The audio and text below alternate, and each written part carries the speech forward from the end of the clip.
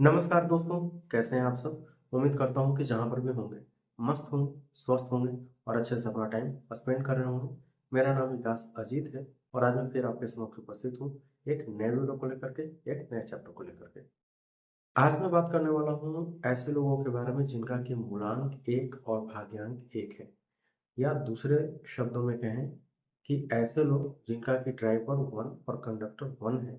यदि इस कॉम्बिनेशन को देखें तो यह कॉम्बिनेशन है सूर्य प्लस सूर्य की, या यूं कहें कि यह कॉम्बिनेशन है सन एंड सन की।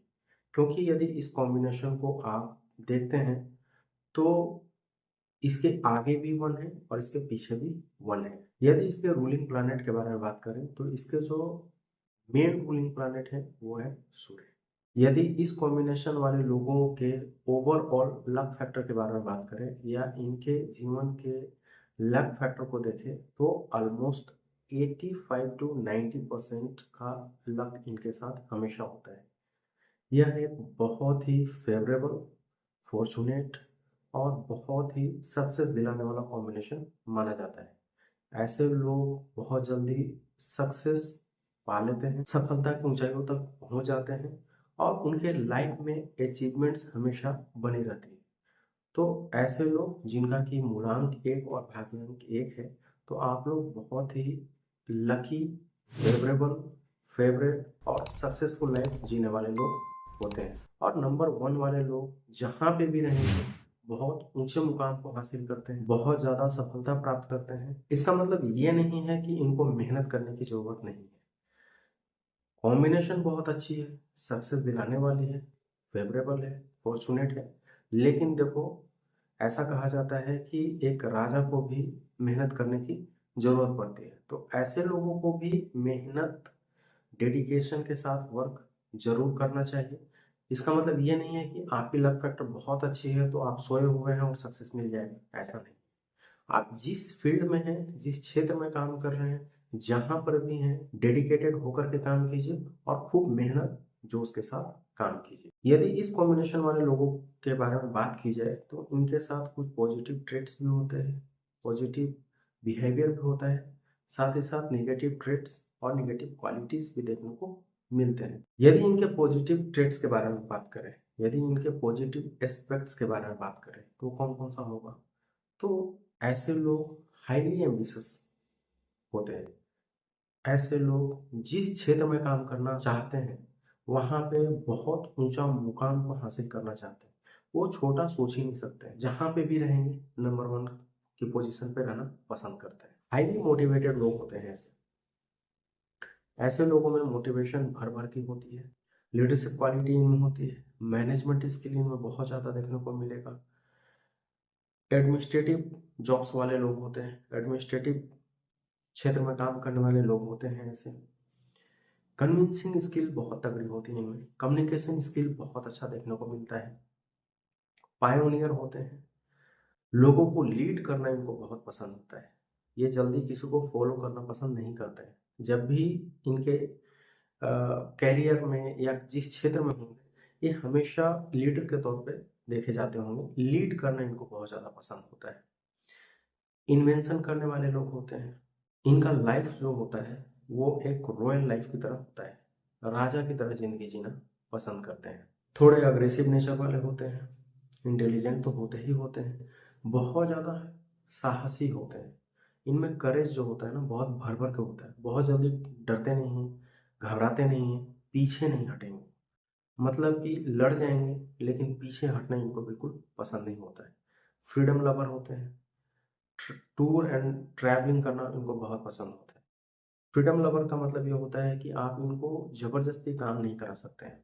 आप इनको प्यार से कोई भी काम करवाएंगे तो बहुत आसानी से कर लेंगे, लेकिन इनको यदि आप फोर्सफुली काम करवाने की कोशिश करेंगे तो ये काम नहीं करेंगे, चिड़चिड़ा जाएंगे, झगड़े हो सकते हैं या डीमोटिवेट हो सकते हैं। इस कॉम्बिनेशन वाले लोग हाईली क्रिएटिव होते हैं, बहुत ज़्यादा क्रिएटिव एक्टिविटी में इन्वॉल्व होते हैं, ओरिजिनल स्वभाव को कैरी करते हैं, इंडिविजुअल होते हैं।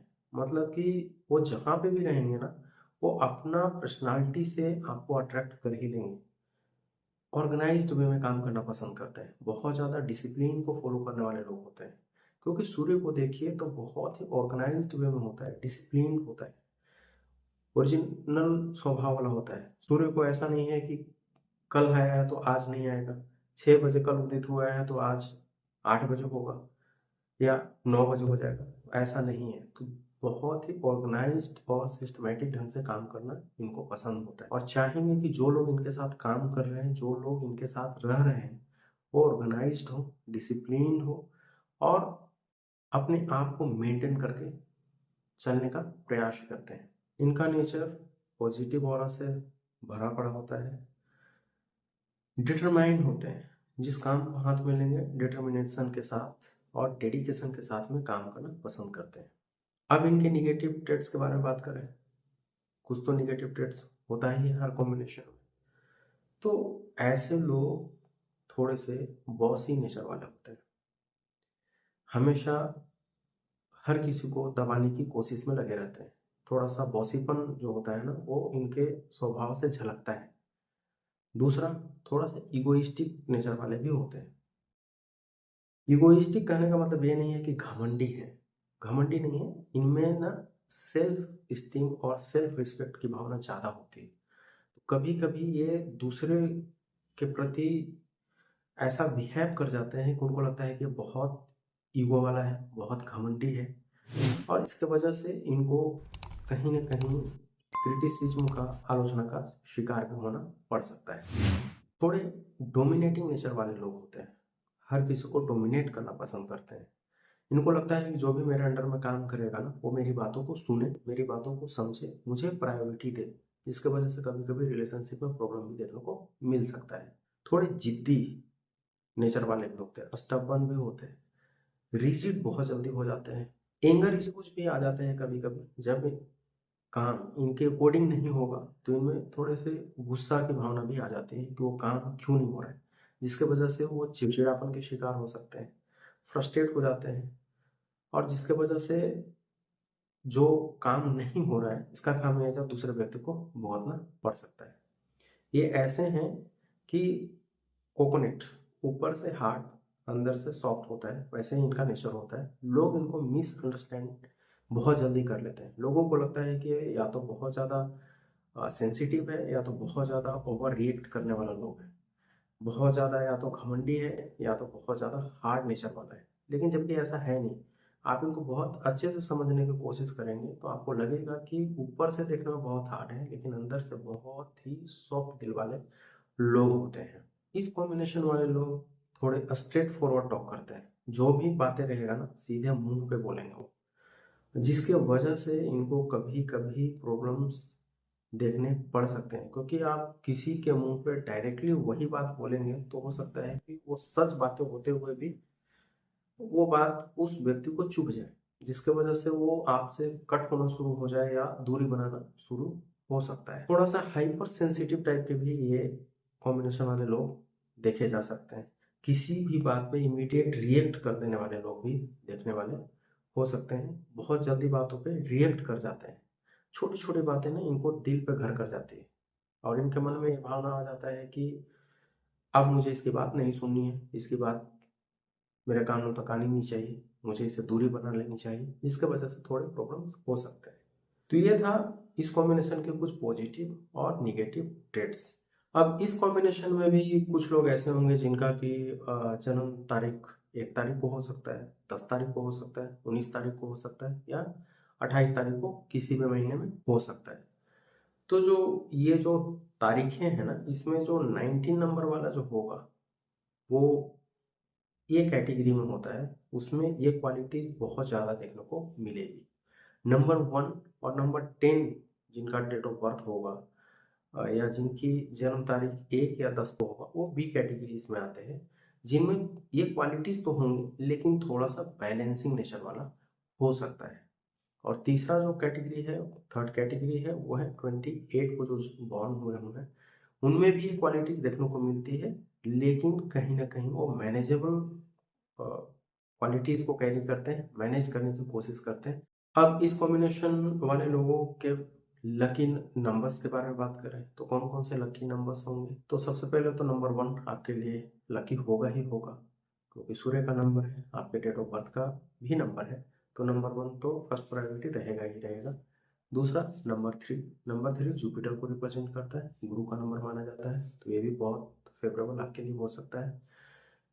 उसके अलावा नंबर 5 जो कि मरकरी या बुध का नंबर माना जाता है। नंबर 6 शुक्र या विनस का नंबर माना जाता है, ये भी आपको कहीं ना कहीं फेवरेबल होता है। नंबर 7 जो कि केतु का नंबर है, थोड़ा वीक प्लैनेट है, छाया ग्रह के तौर पे लिया जाता है, लेकिन ये भी आपके लिए फेवरेबल नंबर होता है। नंबर 9 मंगल या मार्स का नंबर माना जाता है, ये भी आपके लिए फेवरेबल या लकी नंबर्स हो सकता है।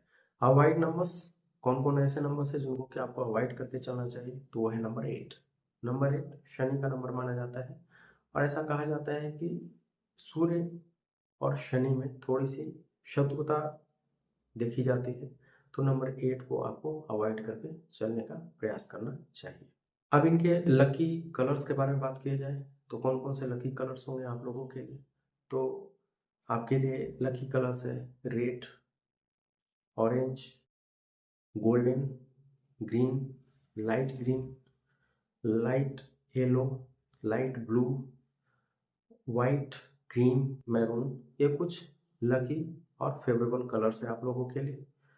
अवॉइड कलर्स में कौन कौन से आ जाएंगे, तो वो है ब्लैक, डार्क, और आप लोगों के लिए लकी व्हीकल नंबर या हाउस नंबर या बिजनेस नंबर कौन कौन से होंगे, तो वो होंगे टोटल ऑफ नंबर 1, 3, 5, 6। इसका मतलब ये है कि कोई भी नंबर जिसको ऐड करने पे या तो नंबर 1 आ जाए, या तो नंबर 3 आ जाए, या तो नंबर 5 आ जाए, या तो नंबर 6 आ जाए, वो आपके लिए लकी और फेवरेबल होता है। बैंक अकाउंट कौन सा लकी होगा, वो भी total of number 1, number 5, number 3 and number 6। Lucky mobile numbers कौन कौन से होंगे, तो वो भी total of number 1, number 3, number 5, number 6।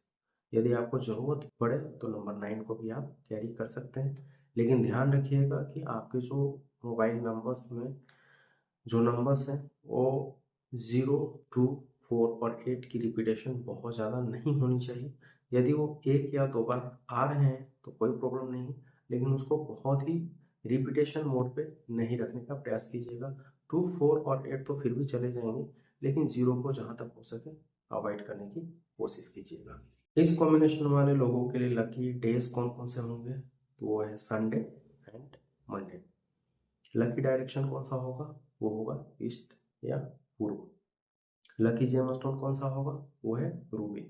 लेकिन ध्यान रखिएगा कि जब भी आप रूबी को धारण कर रहे हैं तो किसी भी अच्छे व्यक्ति से कंसल्ट करके ही धारण कीजिएगा, अन्यथा धारण मत कीजिएगा। आप लोगों के लिए लकी मेटल कौन सा होगा, वो है गोल्ड या गोल्डन टाइप के जो भी मेटल्स होंगे वो। आप लोग कौन से एलिमेंट को कैरी करते हैं, आप लोग फायर एलिमेंट को कैरी करते हैं। इस कॉम्बिनेशन वाले की अट्रैक्शन किन नंबर्स के साथ ज्यादा होता है, यदि आपका मूलांक 1 और भाग्यांक 1 है तो कुछ नंबर्स ऐसे हैं जिनके प्रति आपका अट्रैक्शन बहुत ज्यादा देखने को मिलता है। वो नंबर कौन सा है, वो है नंबर 8। ऐसा कहा जाता है कि आप लोगों के लिए अवॉइड करके चलना चाहिए, लेकिन जब भी आप देखेंगे, जब भी आप महसूस करेंगे, तो नंबर 8 की अट्रैक्शन हमेशा रहती है। ऐसे लोग जिनका कि डेट ऑफ बर्थ 8 या 17 या 26 को है, उनके साथ में आपकी अट्रैक्शन ना बहुत ज़्यादा देखने को मिलेगी। हालांकि आर्गुमेंट भी होती है, विचारों में मतभेद भी होता है, कहीं ना कहीं प्रॉब्लम भी देखने को मिलता है। यदि इस कॉम्बिनेशन वाले लोगों के हेल्थ के बारे में बात की जाए तो इनकी हेल्थ एक्सीलेंट लेवल की देखी जाती है।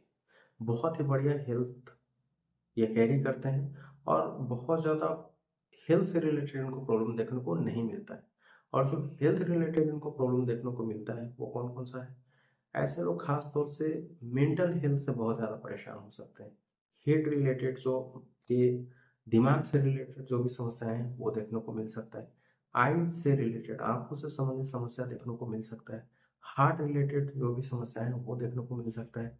हाई ब्लड प्रेशर थोड़ी सी समस्या देखने को मिल सकती है। आपको कभी कभी नींद से रिलेटेड प्रॉब्लम भी देखने को मिल सकता है। आप लोगों के लिए फेवरेबल डेट्स कौन कौन से होंगे? पहला तो है कि नंबर 1 की सीरीज का जो भी डेट आएगा वो आपके लिए फेवरेबल होगा, जैसे कि 1, 10, 19, 28। दूसरा, गुरु के सीरीज वाले जो भी डेट्स आएंगे जैसे कि 3, 12, 21, 30।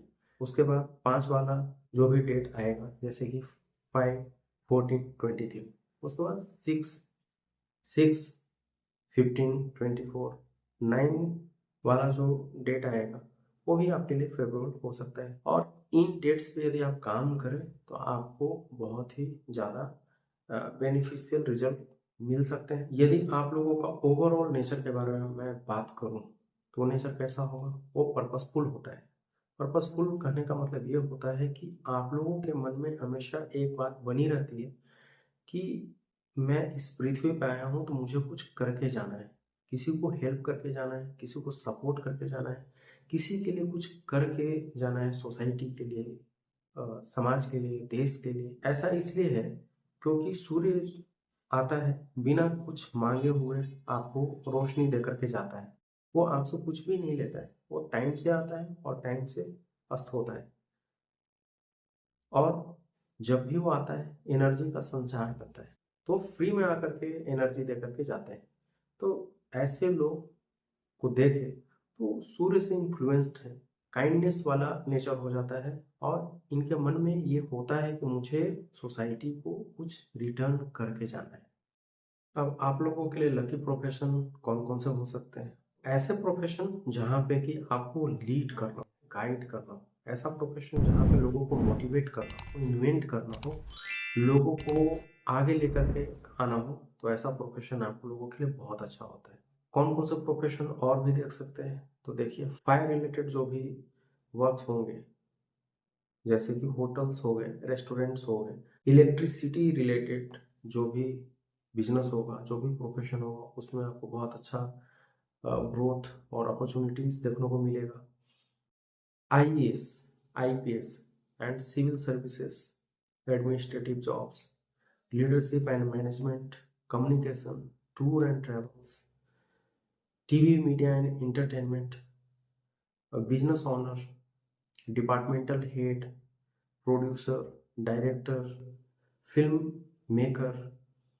उसके अलावा आप पुलिस में भी जा सकते हैं, engineering, medical, pharma, lecturer, professor, teacher, politics, politician, religious leaders के तौर पे आप काम कर सकते हैं, इंपोर्ट एक्सपोर्ट का बिजनेस आप कर सकते हैं। आपके लिए बहुत सारे क्षेत्र हैं जिसमें कि आप अपना लक को आजमा सकते हैं, प्रोफेशन को चूज कर सकते हैं और तरक्की के रास्ते पे जा सकते हैं। अब कौन कौन से प्रोफेशंस ऐसे हैं जिनको कि आपको अवॉइड करके चलने की जरूरत हो सकती है? तो ऐसे प्रोफेशंस जिसमें कि आयरन रिलेटेड हो, एग्रीकल्चर से रिलेटेड हो, और mining, coalfield, shoes, leather, chemical, hardware, liquid का बिजनेस आपको नहीं करना चाहिए।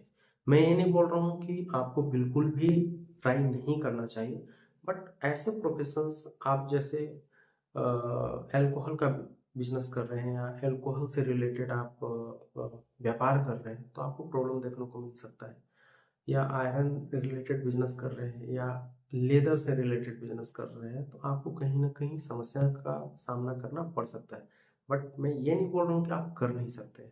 आप एग्रीकल्चर मैंने बोला तो इसका मतलब ये नहीं है कि आप बिल्कुल अवॉइड करते हैं, ऐसा कुछ नहीं। बट ये प्रोफेशंस ऐसे हैं जिसमें कि आपको हो सकता है कि बहुत ज़्यादा एफर्ट लगाना पड़ सकता है, बहुत ज़्यादा मेहनत करना पड़ सकता है कंपेयर टू अदर्स। आप लोगों के लिए कौन कौन से लकी क्रिस्टल्स या लकी क्रिस्टल ब्रेसलेट्स हो सकते हैं? तो वो है sunstone, rose quartz, green aventurine, yellow citrine, स्फटिक विद रुद्राक्ष। ये कुछ क्रिस्टल्स हैं जिनको कि आप ट्राई कर सकते हैं depending on your total DOP. ये कुछ क्रिस्टल्स हैं जो आपकी ओवरऑल बैलेंस करने का काम करेंगे, आपके हार्ट चक्र पे काम करेंगे, ब्रेन पे काम करेंगे और अपॉर्चुनिटीज लाने का काम कर सकते हैं। बहुत सारे लोगों का डेट ऑफ बर्थ 1 एंड 1 का तो होगा, लेकिन कौन से नंबर्स मिसिंग है, कौन से नंबर प्रेजेंट है, वो देखने के बाद ही समझ में आएगा। लेकिन कुछ एक क्रिस्टल्स हैं जिनको कि आप यूज कर सकते हैं, जिनको कि आप पहन सकते हैं। तो आप चाहे तो ग्रीन एवेचुरिन को ट्राई कर सकते हैं, येलो सिट्रिन को ट्राई कर सकते हैं, सनस्टोन आपके लिए अच्छा हो सकता है, स्फटिक आपके लिए अच्छा हो सकता है, येलो सिट्रिन आपके लिए बहुत अच्छा हो सकता है। यदि आपको लगे कि ब्लैक मैजिक या नजर दोष की प्रॉब्लम है तो ब्लैक टर्मोलिन का भी प्रयोग आप कर सकते हैं। अब मूलांक 1 और भाग्यांक 1 वाले अपने नाम नंबर को कहाँ पर लेकर के जा सकते हैं। तो नेम नंबर आप बहुत सारे नंबर्स को आप चूज कर सकते हैं depending on your requirements, depending on your needs. तो आपके लिए पहला तो लकी और फेवरेबल नंबर होगा नंबर 1। ऑब्वियस सी बात है कि नंबर 1 आपके लिए फेवरेबल नंबर होगा। उसके बाद है नंबर 3। नंबर 3 जुपिटर का यदि आप सपोर्ट लेते हैं तो बैलेंस करने का काम करेगा। नंबर 5, नंबर 5 मरकरी का नंबर है, बुध का नंबर है, तो ये भी आपके लाइफ में बैलेंस करने का काम करेगा, ओवरऑल बैलेंसिंग करने का काम कर सकता है। नंबर 6 शुक्र का या विनस का नंबर माना जाता है, ये भी आपके लिए फेवरेबल और लकी हो सकता है।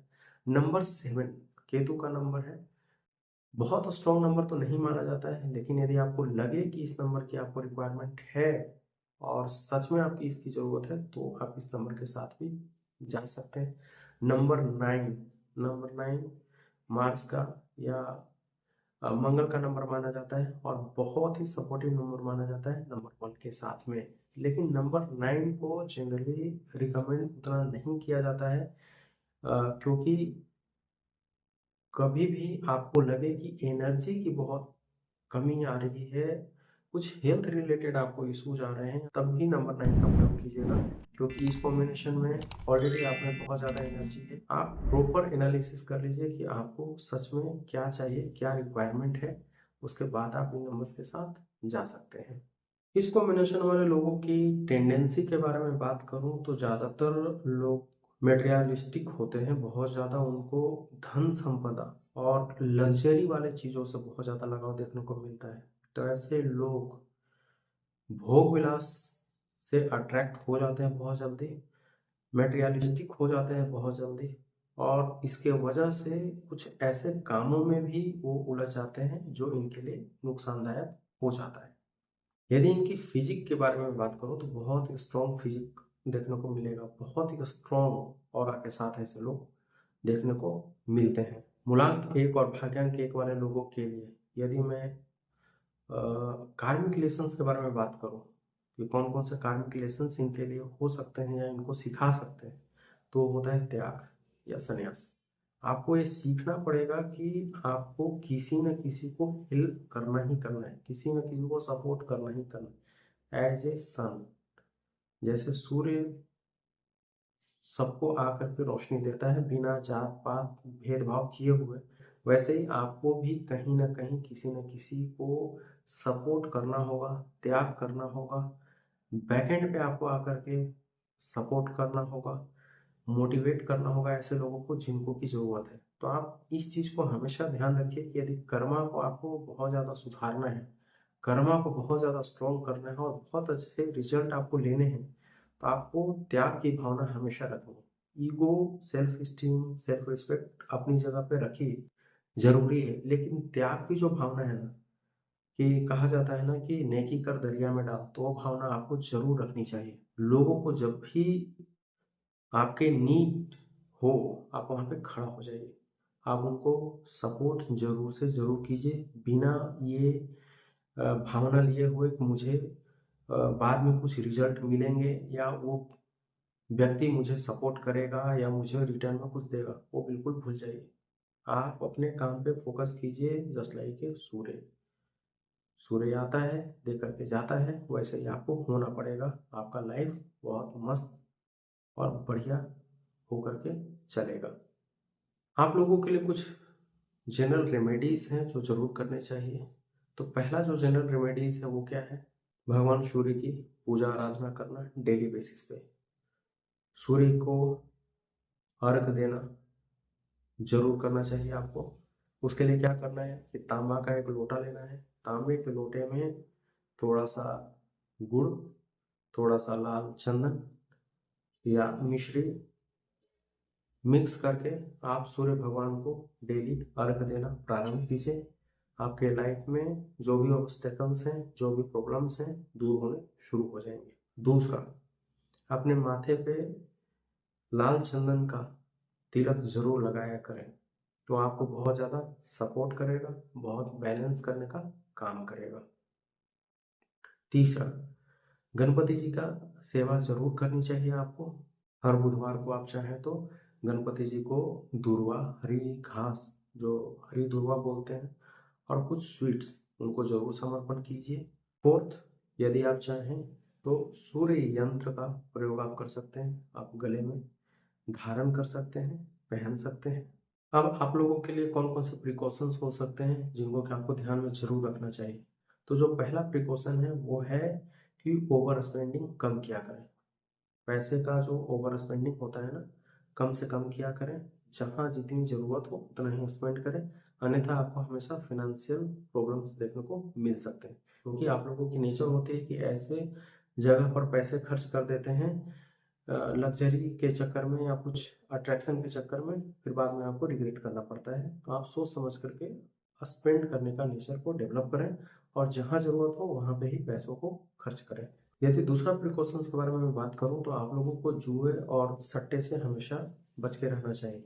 गैम्बलिंग का और स्पेकुलेशन जो होते हैं ना, उससे बच करके रहिए। तीसरा, यदि प्रिकॉशंस के बारे में बात करूं तो आप लोग यदि बिजनेस में है, व्यापार में है, या कंपनी चलाते हो, या कुछ ऐसे काम कर रहे हो जिसमें कि आपका खुद का ओनरशिप है, तो आप ट्राई करें कि पार्टनरशिप में ना है। पार्टनरशिप को आप अवॉइड करके चलें। पार्टनर्स ऐसे लोगों को ही बनाए जिन पे कि आपको बहुत ज़्यादा ट्रस्ट हो, कॉन्फिडेंस हो। अन्यथा पार्टनरशिप से जितना ज़्यादा दूर रहेंगे उतना ज़्यादा आपके लिए अच्छा रहेगा, अन्यथा आपको प्रॉब्लम्स देखने को मिल सकता है। क्योंकि इस कॉम्बिनेशन में जब भी आप पार्टनरशिप में जाते हैं तो ईगो क्लैशेस होना शुरू हो जाता है, प्रॉब्लम शुरू हो जाते हैं, और उसके बाद पार्टनरशिप टूट जाती है। फोर्थ, आपको हमेशा अपने ईगो और जो रिजिडनेस है ना, उसको त्याग करने का चलना चाहिए। स्ट्रेट फॉरवर्ड जो टॉक है ना, उसको कम करने की कोशिश कीजिएगा, नहीं तो कहीं ना कहीं रिलेशनशिप में प्रॉब्लम्स देखने को मिल सकता है। नेक्स्ट, आप लोगों को हमेशा मेडिटेशन, भ्रामरी प्राणायाम का सहारा जरूर लेना चाहिए। कम से कम 20 मिनट्स जरूर से जरूर मेडिटेशन और भ्रामरी प्राणायाम का प्रयोग जरूर करें, उसका उपयोग जरूर करें, ताकि आपका माइंड बॉडी रिलैक्स रहे, शांत रहे, काम रहे। नेक्स्ट ये है कि अपोजिट सेक्स के प्रति अट्रैक्शन आप लोगों का बहुत ज़्यादा होता है, और कभी कभी इस कॉम्बिनेशन में देखा जाता है कि स्मॉल एज से ही आप लोग लव अफेयर में पड़ जाते हैं, अपोजिट सेक्स अट्रैक्शन में पड़ जाते हैं, जिसकी वजह से आप लोगों को प्रॉब्लम का सामना करना पड़ सकता है। तो ध्यान रखिएगा कि ज़्यादा अट्रैक्शन हो तो उसको जितनी लिमिट हो उतना में ही चले, नहीं तो प्रॉब्लम्स देखने को मिल सकता है। तो ये था कुछ इन्फॉर्मेशन ड्राइवर 1 और कंडक्टर 1 के बारे में। आई होप सो कि ये वीडियो आपको पसंद आया होगा। तो आज के लिए बस इतना ही, मिलता हूँ नेक्स्ट वीडियो में, तब तक के लिए नमस्कार।